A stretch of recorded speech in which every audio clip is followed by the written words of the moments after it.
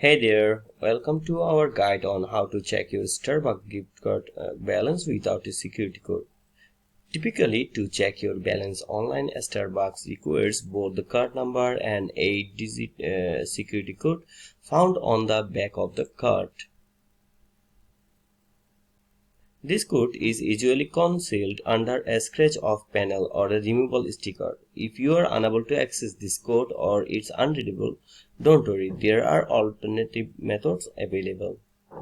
One option is to visit a Starbucks store. Simply present your gift card to a barista and they can check the balance for you at the register.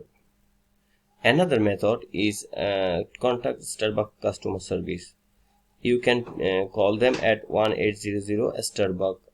Their number 1800-782-7282 and provide your card number.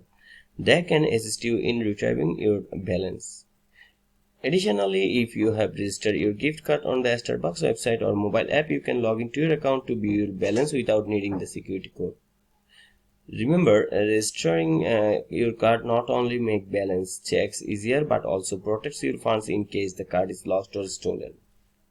So, if you found this video helpful, then don't forget to give a like.